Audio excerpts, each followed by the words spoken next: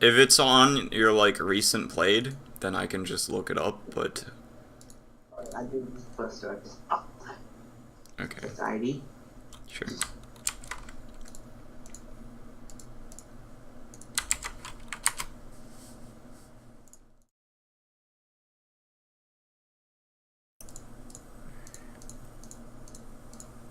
Right. Um. So I haven't played PL really that much recently, so I don't know if Ags is the build or not, so I'm not really gonna comment too much on your build. Okay. But I can pay more attention to the rest of the stuff. Yeah. I do think the Ags is kind of like a battle fury of sorts. Yeah. Because it's an easy way to speed up your farm, and it's probably pretty good against this guy because you can clear out his illusions a lot quicker. Yeah. Um, That's why I chose the egg. I gotcha. Well, with that, if you're getting it just for this guy, um, he's 1-4 at this point. At 23 minutes, he has brown boots and an armlet. So this guy's not really going to be a problem. Yeah, And but then, we were losing hard early game, and they were trying to get high ground in like 20 minutes something. uh, So I thought egg would be a defensive item I gotcha. from the. Hey,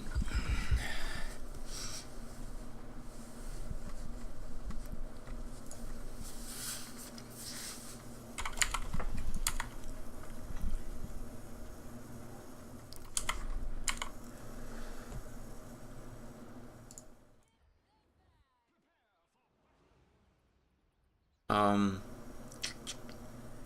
I don't so much like that you start with the early quelling blade, um, because you can. It's uh, all of your other items you can't get from the. Wait, are you going offlane? Is that what this is? Um, I think I won mid. oh, okay. If you're going mid, it's different. We'll see.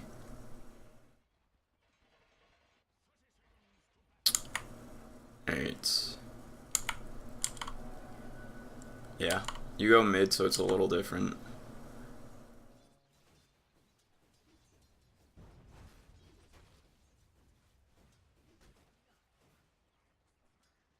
It's good so far.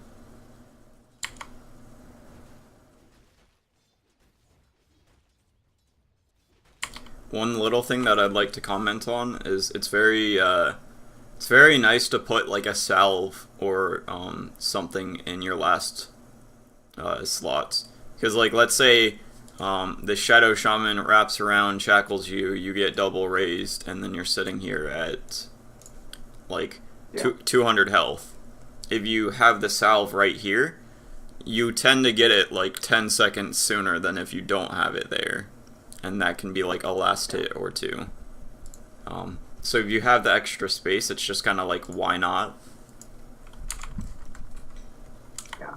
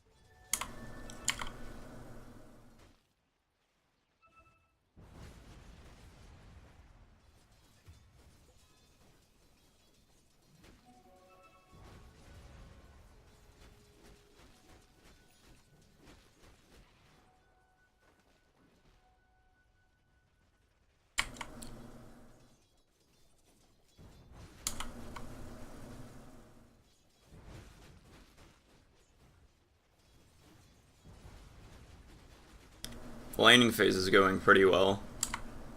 There isn't anything too big for me to point out, um, which is good.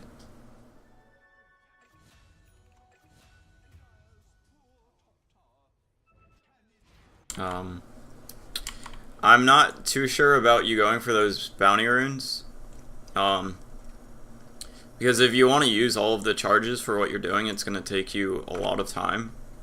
Like you have to use 3 charges here and then 2 charges here.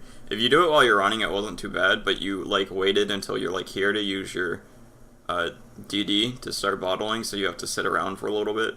And then also it's kind of like you're missing last hits here, while your clockwork could have been the one to get these bounty runes. So you're kind of like stealing resources from him and sacrificing resources mid, instead of you just getting the DD running mid, getting these, and the clockwork gets these. And that also gives Shadow Fiend the time to get back all of his souls and everything, because you just killed him, so he was at half souls, and you leave at here. You would have been back at probably around nowish, or in like the next few seconds. So he goes from 23 souls to 29 souls by the time you get back. So this guy got 6 last hits or denies because you went for the bounty runes. So I think that was it would have been a little bit better if you had your boots.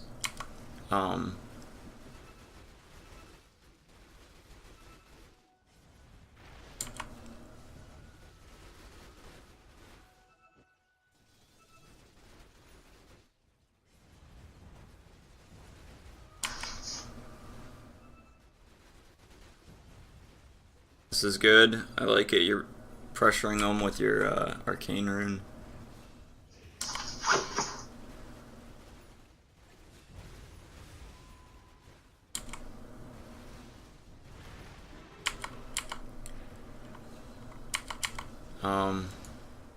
One thing is, you've had your TP in your backpack for like 3 minutes now, and you just had an empty slot right here, which means if anyone gets dived and it's a really good place to TP, you can't. Yeah. Yeah, so far there's nothing like you're doing really wrong, aside from the few little things I pointed out. I'm not paying too much attention to your last hits. That's just kind of like unfortunate, I guess. You missed the deny on your tower. This is good though.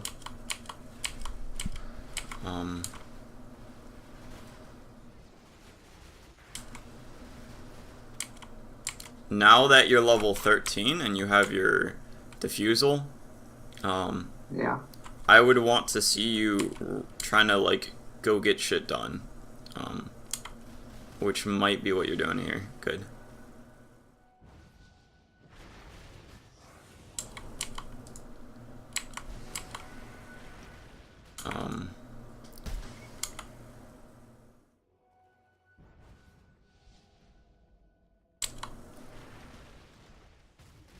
Do you have, I think it's control. If you hold control and you right click, it moves all of your units. What is the setting?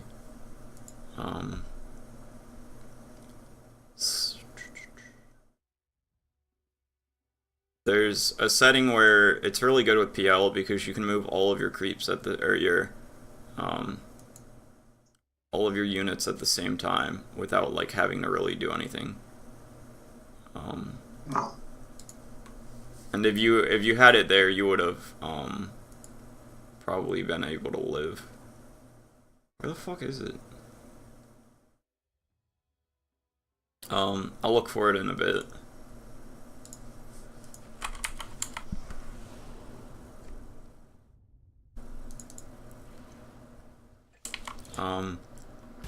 One thing to point out though with this, whenever you take a fight on PL, most any heroes actually, you want to be on your strength treads, because right now your strength treads would be giving you like 17% more life, whereas your agi treads will give you like what, 5% more damage. Yeah. and a lot of your damage comes out independent of your agility, like your Spirit Lance and your Diffusal. Kind of, you get the attack speed for it, but you don't. You're missing the damage, like actually mattering with that. And it's kind of like, also maybe your illusions last through a nuke if you're on strength treads, which means that they can do like 2 or 3 times the damage just by having survived like a raise or a avalanche or whatever. Yeah.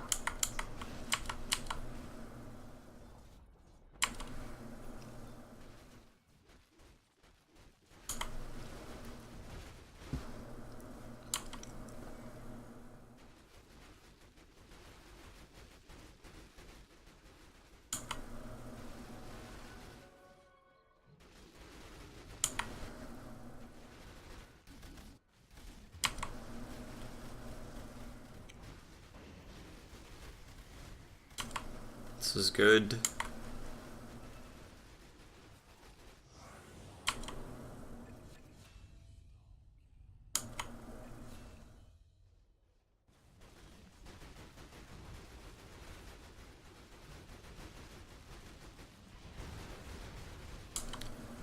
I don't like you using your doppelganger there. It doesn't really accomplish anything. Like you get 2 more illusions, and one of them does 0 damage except for Diffusal. So it's kind of like, what I would be doing is like, if you doppelganger here, you dodge his toss, which is 300 health or something. Well, one is the match time. What was that? The match time. What time is that? Oh, I'm sharing my, am I sharing my screen with you? Yeah, I am. No.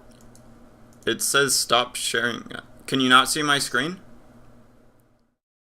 Oh. I have this recorded, so you can watch back the first 14 minutes, and see what you weren't seeing. Yeah, I see now. Okay. I was on the photo. I got you. Well, it's recorded, so you're not, like, missing those 14 minutes. It's just you're gonna have to watch it back on YouTube. That was probably really confusing. What is this guy talking about? Yeah, that's. Okay, so, here, when you fight this tiny, you use this right away. But if you used it right here, while the illusion's in the air, you would be dodging that 230 damage. So it's just kind of like that 230 damage mixed with you having treads on strength would mean that you kill this guy. And that's my eggs. One sec.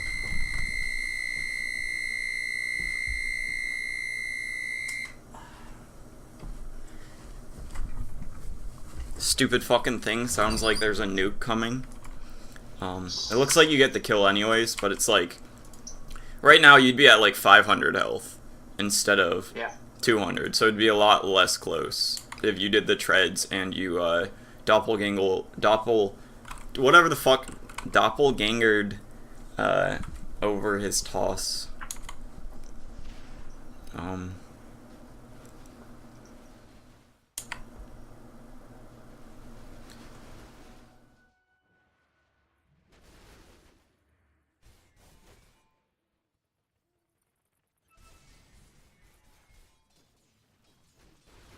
Another thing to point out with PL, I really like Wand on him a lot more than other heroes because he has a high natural health regen. I think it's like he starts out at like 2.5 or 3 health per second. And the thing with having high health regen is if you go from 0 health regen to 1 health regen, it doesn't really do anything. But if you look at all of the damage you're taking per minute, and then you subtract your health regen from that number, let's say you're getting harassed for 300 damage a minute. Yeah. and you have 4.5 health regen, you're only going to be taking 30 damage. But if you have 5.5 health regen, you're going to be healing up 30 health per minute. So the little one health per second makes it from you taking 30 damage per minute to you healing 30 per minute, which means you're never going to die. And Oh. PL's one of those where he has high health regen, and you don't really want to build, like, aside from your bottle, you're not really building anything that sustains you. So if you replaced like your stout shield with a wand, I think you would be a lot better off, and then just doppelganger creep wave or neutral creeps and have your illusions tank it for you. Something like that would mean if you had a wand instead of a stout shield right here from that fight that you had with Tiny Bottom, you'd probably be close to full health right now, or at least like here-ish, just with that extra little health regen, before even considering the wand charges that you would have used throughout the entire game. So it's not that you should pick up wand every single game on PL. It's just it's slightly better on him than other heroes. Yeah. Does all that make sense? Yeah. Okay. And then maybe you live there if you have your wand, your health regen from your wand.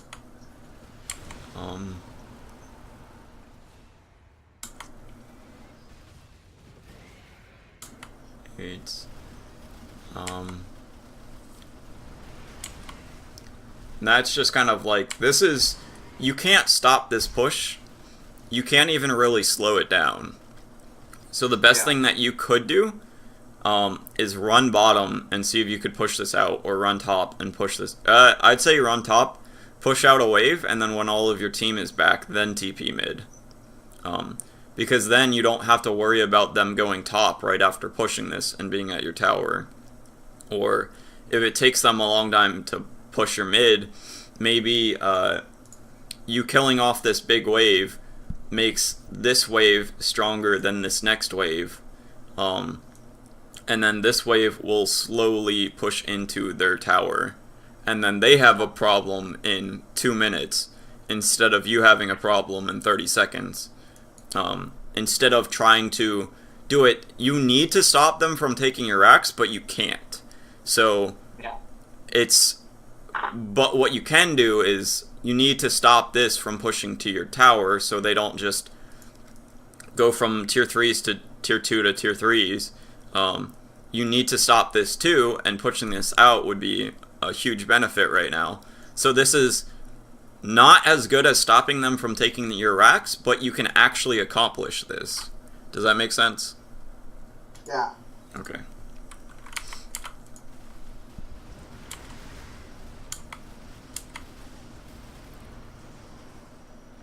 And now they get Roche because you died and the top lane isn't pushed out, I think. Or at least they should. Yeah. Alright, do you want to go to another replay? Because I think that's about, like, the game's pretty much, any mistakes that you make from here on out are mistakes only because of the things you did beforehand. Yeah, true. So, if you want, we can go to another replay from here. Actually, man, instead of mistakes in a single match, I really want to figure out a way to practice and push up the MMR.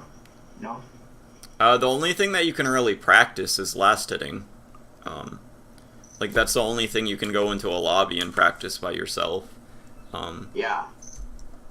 So, I mean, that's an amazing thing to do if you just commit like 5 minutes a day to just whatever heroes you feel like playing that day. Just go into the demo, get no abilities, no items, and then see how many last hits you can get in 2 or 3 minutes, and then stop, because then you'll be like level 3-ish, and then you'll have the extra agility. So your damage will be a little bit higher. But if you practice this, it's kind of like, it will help you so much. Like, I should probably even be doing this. The only reason that I don't is because I play position 4 mostly. But it's still like something that I need to be doing, because even as a position 4, being able to last hit really well is never going to hurt me. So just come in here, do this. Like, you're definitely committed to getting better because you're getting coaching. So it's kind of like, just commit 5 minutes a day to doing this, and then in a week, even in like 3 days, you'll probably see like progress with it. But yeah, if you do that for a month, your last hitting is going to be like amazing.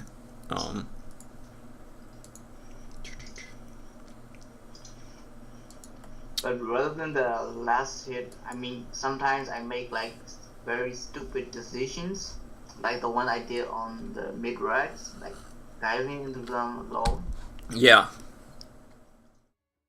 I think that will cause me to stuck in this bracket. Yeah, there's macro mistakes and micro mistakes, and micro mistakes are like missing 10 last hits in the first 10 minutes.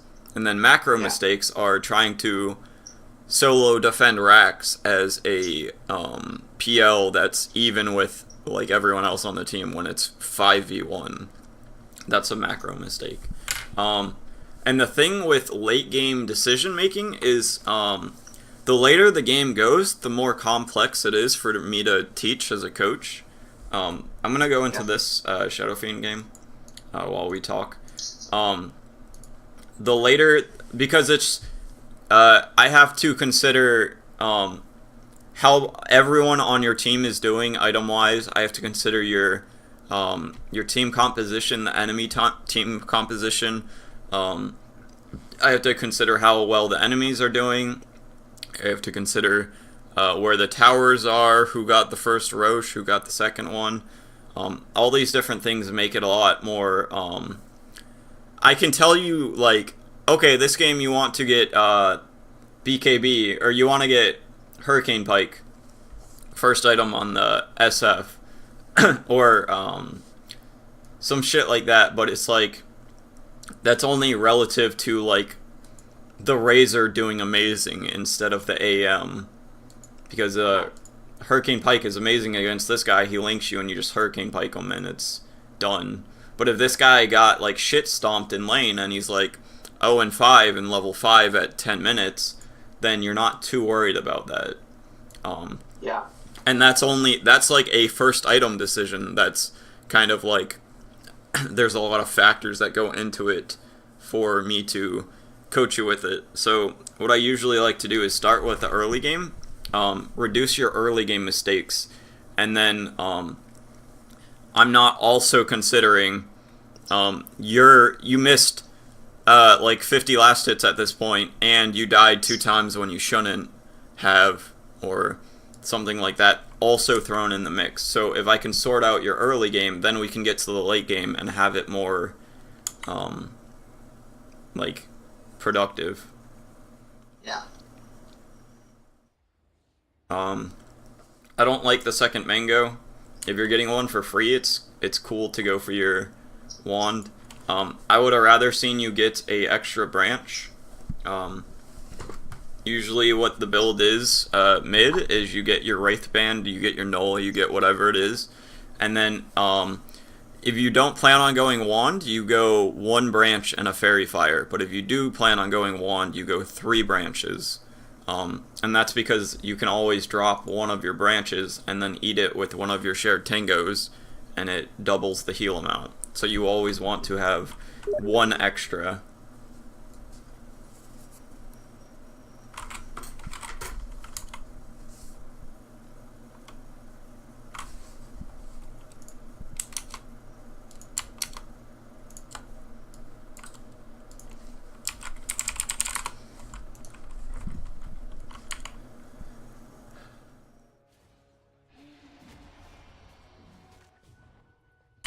And this is just gonna like, do you have your auto click on?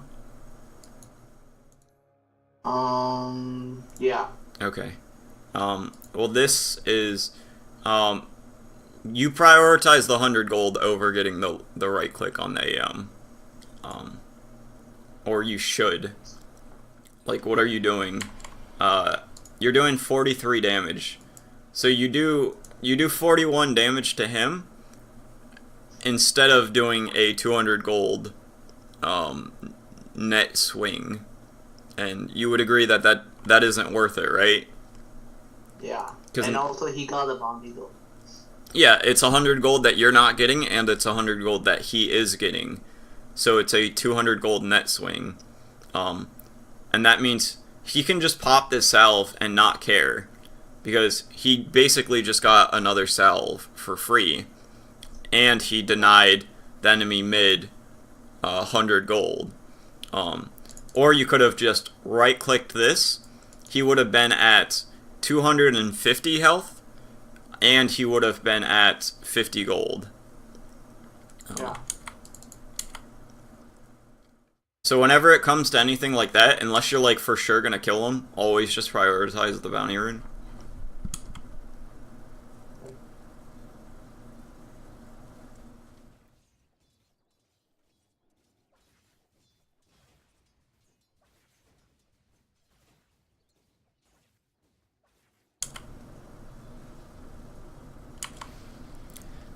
And you need to be using your quick buy, especially as a mid. The three main reasons for doing it are the first one, and probably the most important, is it makes you think about what your lane's gonna look like and what you can do about it. So, like in this situation, the Razors against Razor, you want to get boots early because then it ends up meaning you get like 30 less damage drained, and his kill potential is dampened a lot.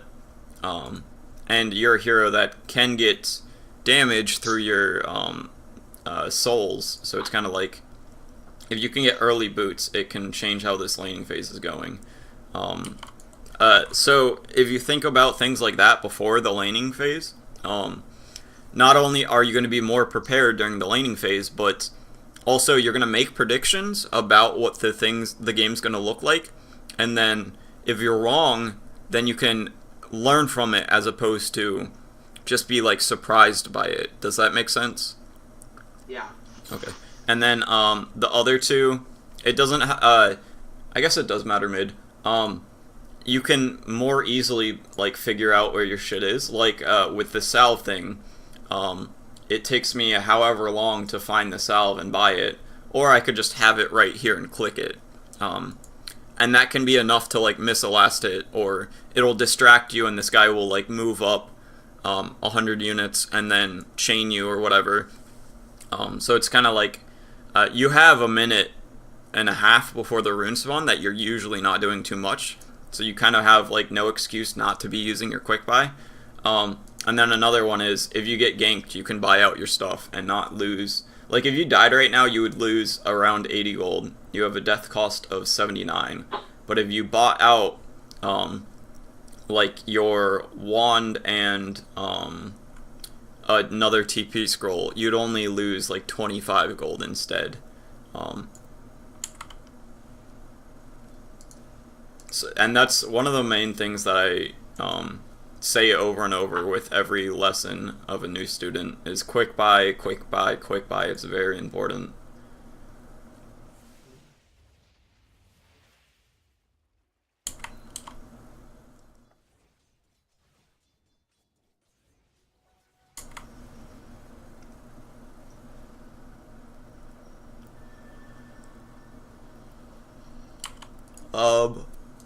Another thing I want to point out is you tried to do it at the beginning of the game,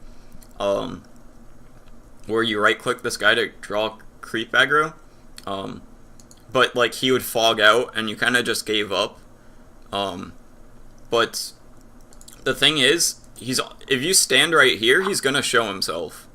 You might like take an auto attack or two, but he's either gonna go up for a last hit or deny or something, and he's gonna show himself. And then you can do it from there, and it's usually pretty obvious where he's going to show from, because like he'll walk like this way and then he'll disappear, and then he'll show up right here to get the last hits. So it's not too hard to predict where he's going to be, and that's just something that you need to practice, because it's kind of like right now you just missed. He had uncontested access to 2 last hits and 2 denies right there, just because you gave up on trying to pull the creep aggro, and that's all that is within a 5-10 second window of the entire laning phase. If we went through and counted all of the times that by you giving up on trying to pull the creeps, him getting whatever, I'm sure it'd be like 10 last hits and 10 denies at the very least that you kind of like just forfeited because you gave up on it. And then let's say you have 5 more souls at 3 minutes because of that. You can see how that 10 damage will change the rest of the laning phase also. Let alone the 20 that you could get from those total 20 contested creeps. And then all of a sudden you have full souls and you're denying fucking everything and getting all the last hits. And then this guy has to play super aggressive, but you got a lot of farm, so you got your boots early, and he can't do anything to you anymore. Yeah.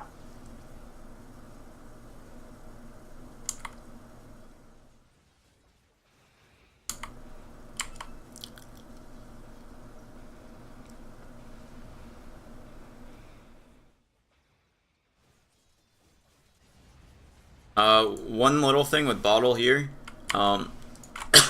if you get it and you know that you're going to you need to use it for the mana, it's kind of like you should just go try and trade aggressively real quick, because you have around 250 health that you're gonna waste if you just bottle full for mana. So if you can go trade 300 health for even 100 of his, it's worth it, because you're gonna heal back 250 of the 300 you took, but he's not gonna bottle back up the 100 damage that he took. So even though he's doing 3 times more damage to you, you're still gonna win the trade. Does that make sense? Yeah. Okay. So here you just waste 2 bottle charges of health. You probably wasted that. The third one's fine. But here I definitely bounty runes, or the ability runes, I mean. So yeah, you see how this laning phase would have went completely different if you kept with the pulling and if you abused your bottle better. Like right now, he would probably be... You would have full souls like probably a minute or 2 ago. I would have much rather seen you get... he's not playing too aggressive, so I guess it's fine. But boots are really good against Razor early. Yeah. Because if he has more movement speed than you, you're just kind of like... You're going to take a lot of damage that you shouldn't be taking. Mm-hmm.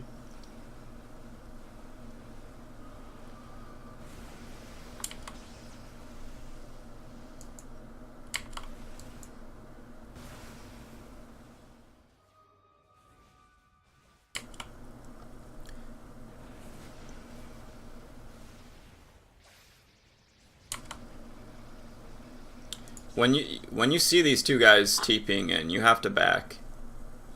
There isn't too much more to say about that.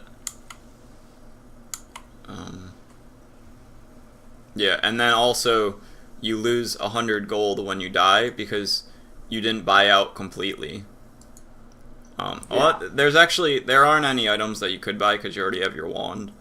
But yeah, this is an example of, let's say you didn't have a wand. If you had quick buy on wand, you'd be able to spend your 100 gold and then not lose it all. Yeah. But of course that's hypothetical, so it's not too big of a deal.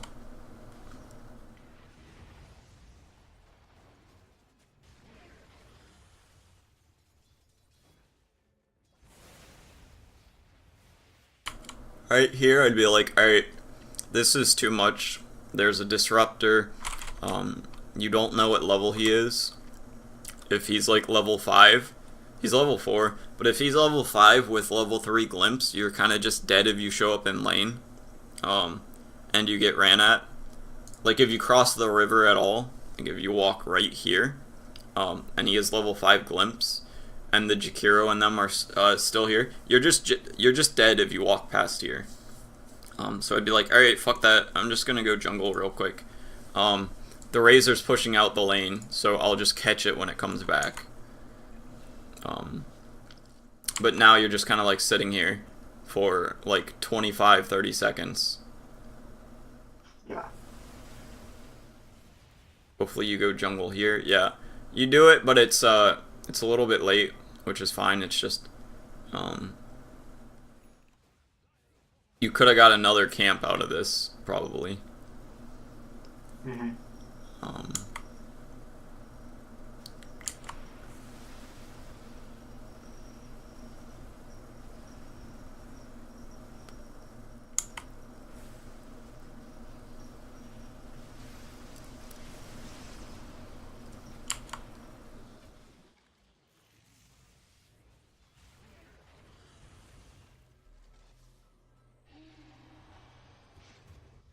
Lol. Here I would definitely have I would have probably TP'd to the shrine, popped it, knocked out this camp while shrining, and then knocked out this one and went back mid. Because again, this is like a lot of hectic shit's happening mid. You're a hero that just wants to get his farm and then do stuff. And you're low health. So it's kind of like, you're not going to, nothing good is going to happen from you staying. Or like, there's a 10% chance that you staying ends up doing something helpful, but there's like a 90% chance of you just dying if you try to like get in on anything. Yeah. So it's kind of like, you have a health problem, you have a mana problem, go fix it and then come back and you might be able to do some shit.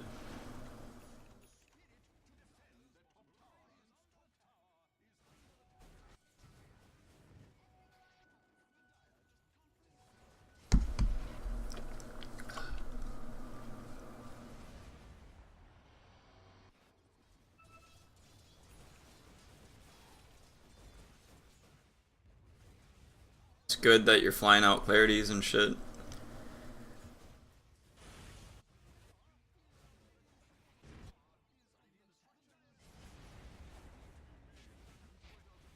It's good. But like right now, you probably would be like level 12 with an extra 500 gold, and this Razor would have been like barely level 9 with like 300 less gold. And then the game's kind of over because you just stomp everyone, right?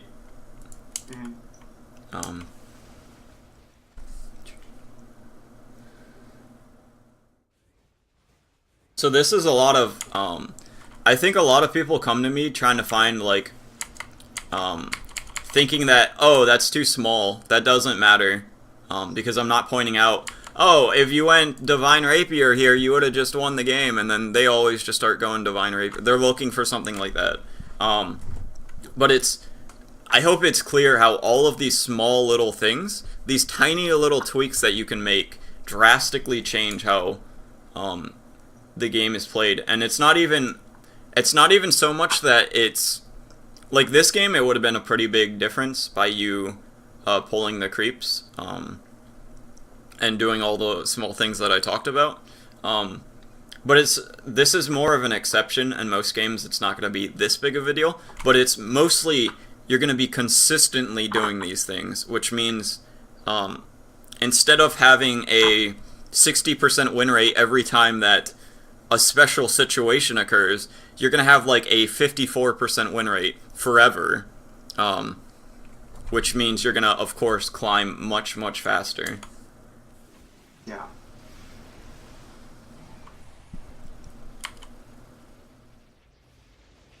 Feels bad.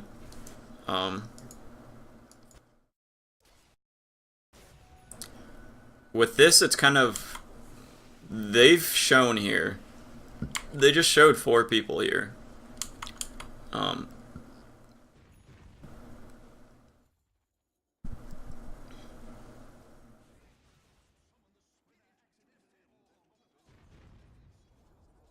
not even 20 seconds ago, they just had 4 people right here. And they placed Yeah. a ward here, meaning that they want to stay, probably. So those are kind of like the warning signs that maybe they're still here. I should probably just go jungle and let my, like, Dazzle try and get these last hits and, like, heal bomb and shit like that while I go jungle. Does that make sense? Like, is that... Yeah. Okay. I didn't know if that's... A lot of it's, like... it's hard to tell if I'm just pointing out that you're doing something wrong or if I'm actually, like, constructively helping you think of how it... what led up to it so you can learn from it for your next time. Like, we both know that you dying there was wrong, but Yeah. it's about me helping you realize it so it doesn't happen again.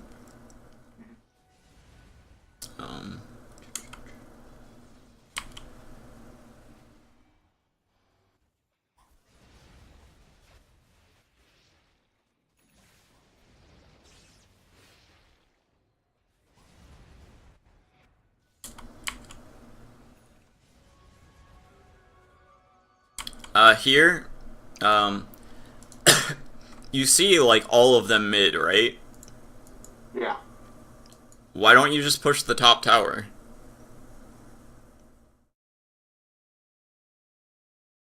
I thought we were gonna fight mid.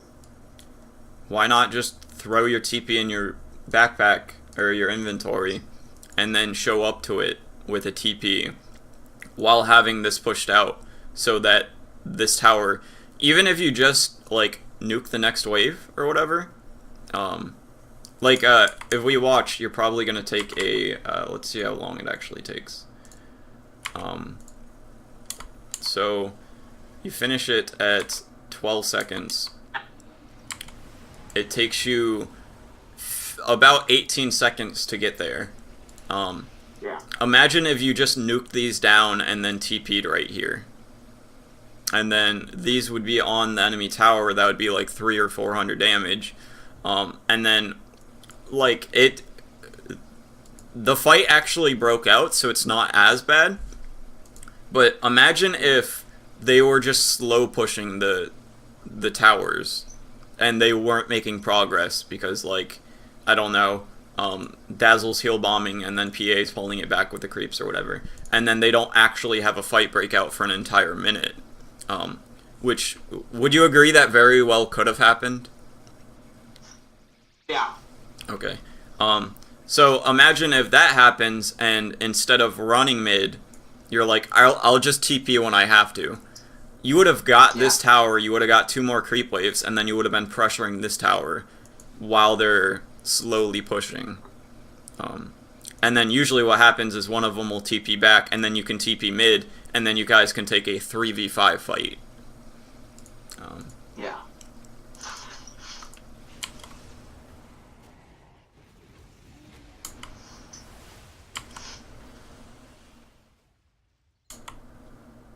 And it's kind of like AM's doing what you should have been doing top, and now he's going to get, like, a bottom tower out of it.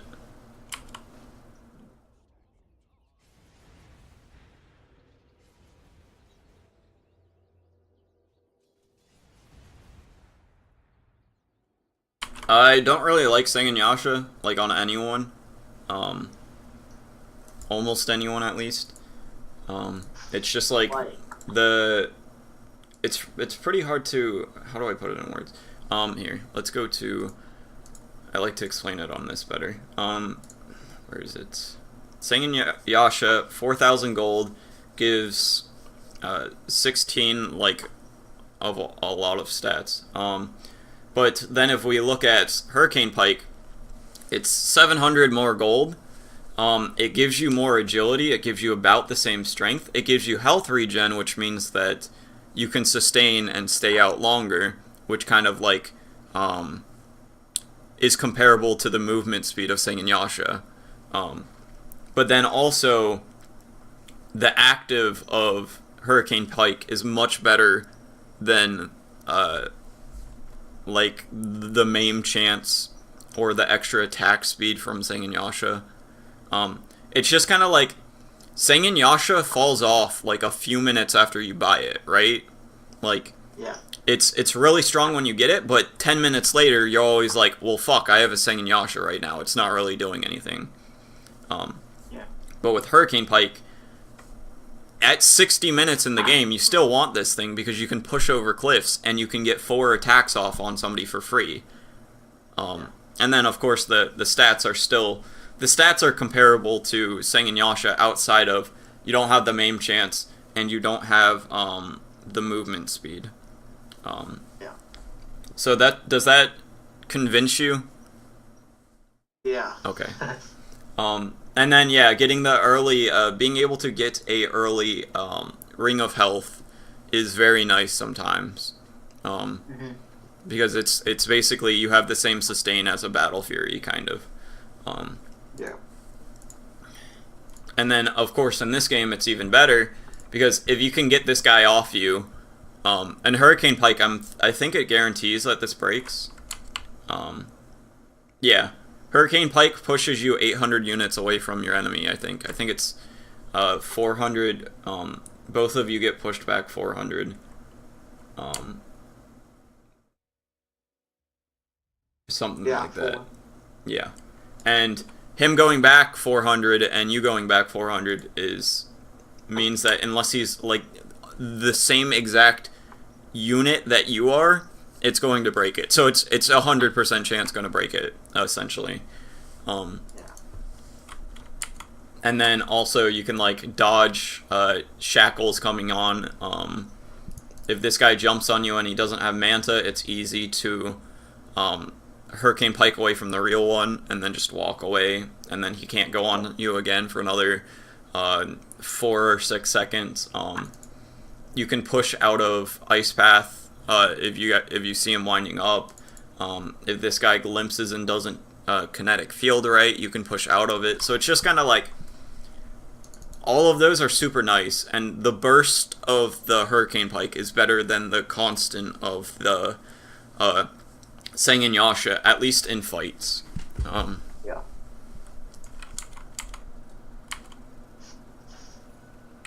And then like this whole time you've been hanging on to a mango. Like you, the whole starting with 2 mangoes just doesn't really make sense.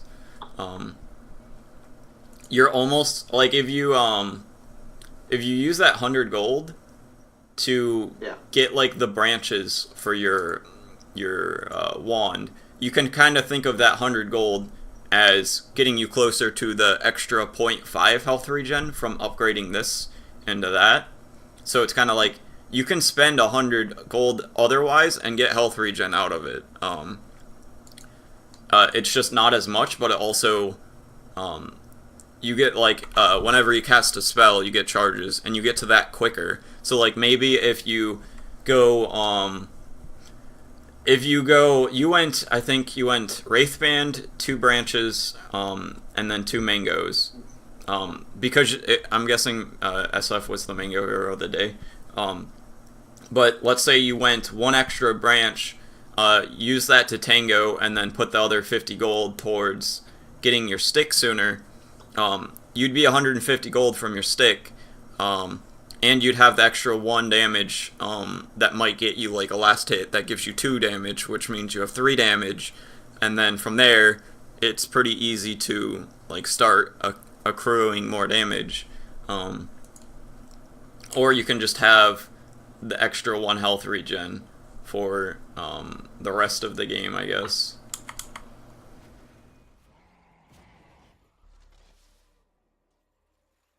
This is just understanding that there's no way your 3 heroes don't kill.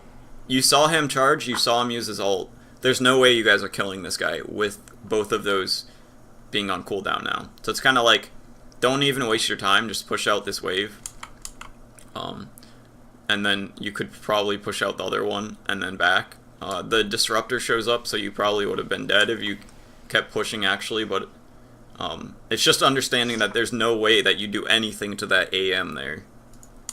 Yeah.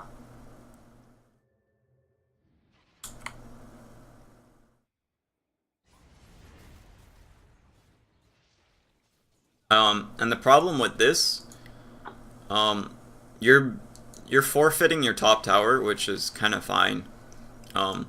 But you're TPing on top of your other carry, kind of. Um, so I would have rather seen you like either walk here, and hold your TP. It's kind of like, this isn't too bad, in actuality, but it's something that could have been really bad. You really like to avoid TPing where other people are farming. Here you kind of like don't really have too much of a choice. But like, if they know that you're here, they can push high ground though, because you TP'd here, and then you have to run all the way back here. They have a Razor, a Jakiro, and an AM. They can melt this tower before you get there. So there's two things wrong there. I don't know if they're gonna punish you for the... See, like, you guys are farming this together, which means that you guys are splitting farm that either one of you would have got anyway, so it's kind of like you're both just getting half what you should, instead of letting one guy get all of it and then you go do something somewhere else.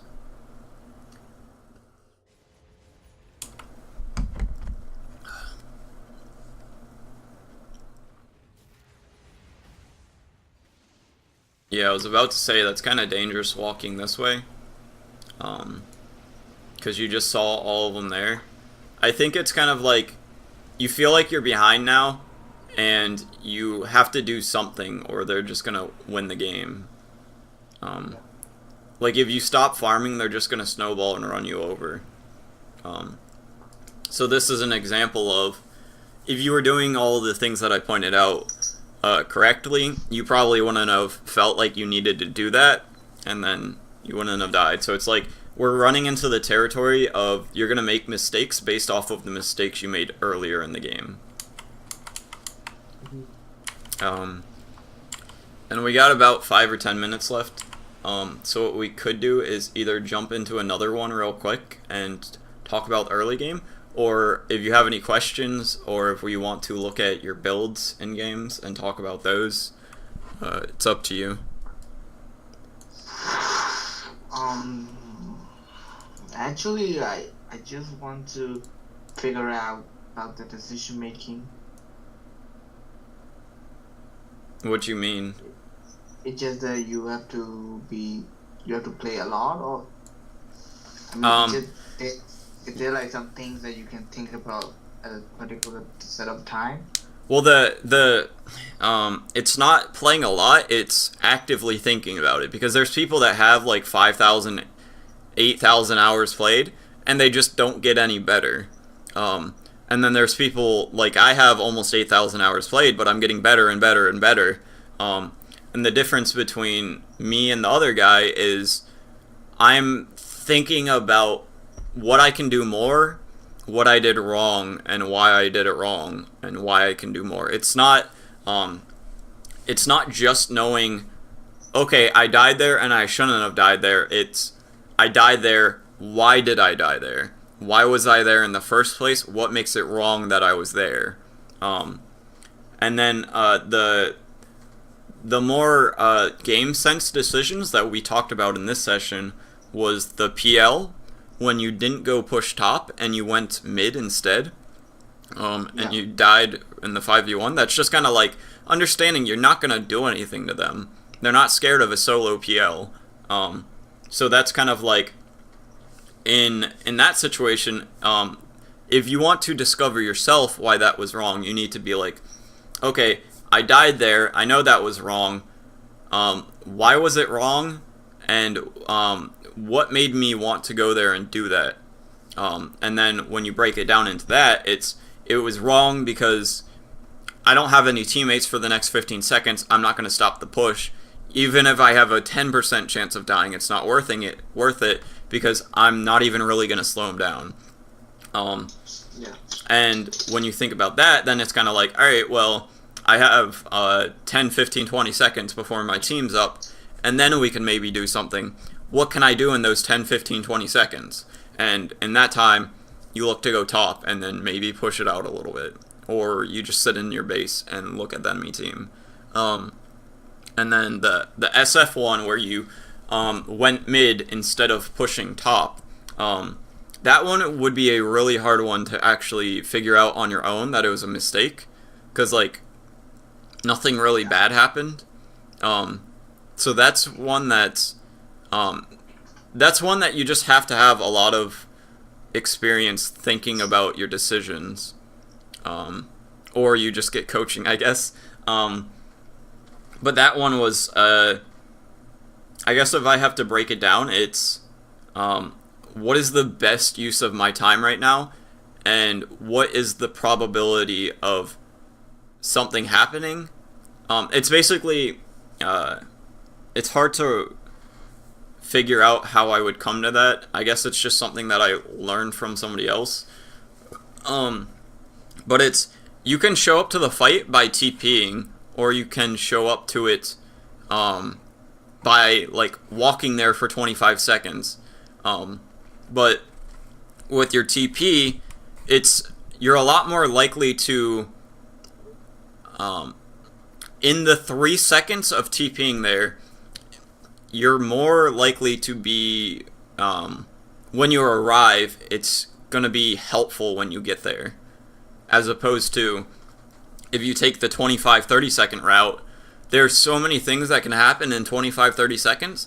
Your team could have died before you got there, or they could have just backed like 20 seconds in, and then you just wasted all that time. And then another aspect of it is the value of split pushing.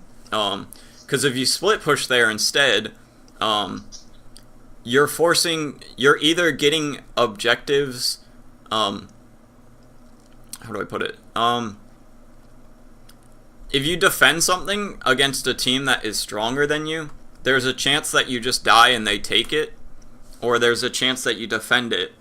But either way, you don't actually get anything out of it. You're just keeping what you already have. But if you go to split push, you can get something out of it when they're getting something out of it. Or you can make it so that one of them TPs back to deal with you, and then you can TP into the fight. So it's kind of like, no matter what happens, if you split push, it's good. But if you defend, it can be horrendous. Like, you guys all die and they take your tower. And then they just got like a 4,000 gold lead. Which is the worst case scenario. But the worst case scenario of you split pushing, of course, it's like your team dies mid and then you get picked off with a disruptor. But the chances of that happening are much lower. And then the chances of... There's also the chance that your team defends mid and you get top tower. So before, the situation was either neutral, where you defend the tower, or it's good for them and bad for you, where they wipe your team and then also take the tower. So it's either neutral or you guys lose and they win. And then when you split push, you make all of these different situations that end up making it so it's a lot higher chance that something good for you guys happens. Does all of that make sense? Yeah. Okay.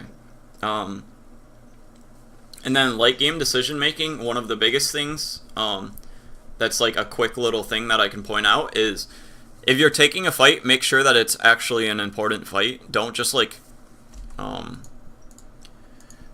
don't fight, like, let's say both of you guys have all of your tier 2s down, and all that's left is either team trying to break high ground. Like, don't try and fight, like, right here, to pick off, like, a solo, like, lion or some shit. Or, not a solo lion. But, like, don't take a risky play to try and get a lion, when if you get the kill, nothing happens. But if you die, I guess it has to do a lot with your lanes, too, in the later game. Because, here. You've played games against Naga Siren, right? Where she gets Radiance? Yeah. And if you lose a team fight, let's say you're the Radiant team. She has all your lanes pushed out. If you guys lose the fight, what happens? You get all all in ranks. Yeah. Or something. She gets at least like a tier 3 at the very least, or at least like a lot of damage. So they get tower damage if they win the team fight. If you guys win the team fight, what do you get? Nothing. Yeah, essentially. You guys get to push out the lanes, but you're not gonna touch any towers. Yeah, So if you think about it like that, if you have, let's say you have these two towers pushed out, or these two lanes pushed out, and then you go for the lion pick off. If you get the kill, you can get the towers, because then it's a 4v5. Does that make sense? Yeah. And then if the opposite is true, where you go for this lion pick off, and they have your lanes pushed out, if you get the kill, it just gives you space to push out the lanes, which you could do anyways. But if you die, you lose your X. Yeah.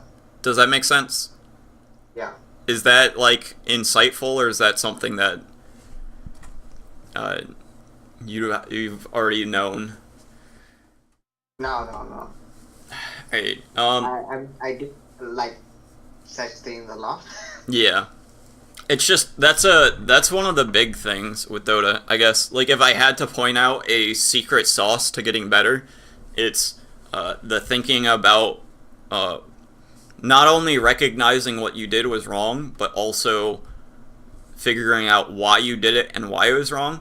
And then also knowing that if you go for a stupid kill on a lion right here, where your shit's getting pushed out, best case scenario, you kill the lion and then you deal with the lanes. But even if there's like a 5% chance that it turns out bad, it's like probably not worth it, because if that 5% chance happens, you guys can lose the game. Whereas if let's say there's a 20% chance he just gets away, then 20% chance you're just kind of wasting time, and then 70% chance or whatever, 75% chance you get the kill, but you still have these other things that you're going to have to deal with if he's alive or not. It's just kind of like a little bit safer to do it. But yeah, so any final questions before we wrap it up? Actually, I thought we were on a 2-hour session. No? Oh, you have 2 hours? I thought you only had 1 hour. Well, I think we should wrap it up here anyways. The hours, we don't have to do them all together. Okay. And we've talked about a lot of things. So it's kind of like, if I keep talking about more things for another 15, 20, 30, 35 minutes or whatever, it's going to be like diminished, the amount of value that you get out of the lesson. Yeah, sure. And like, we've talked about a lot of good stuff here, right? Yeah. And then a lot of the mistakes that you've made are ones that influence the rest of the game. So I'd much rather have us use the next hour in 2 or 3 days after you've gotten some more replays, you've gone over this video. You didn't even see the first 14 minutes of this lesson, so we need to go back and do that. So if we do that and then come back in a few days, an hour of time with that will be like 2 or 3, 4 times more effective than an hour continuing here. Yeah. Okay. You're right. So, any final questions? I think I'm good. I'm gonna just practice my thinking. Yep. Just keep those last things that I said in mind. Go over the video, and then get some games in. You probably want to get some games in now, and then go over the video, and then get some more games in after. And then we can go from there. Alright. Alright, well, I think that was good. Thanks for getting the lessons, and I'll see you again soon. Okay, bye. Alright, see you, buddy.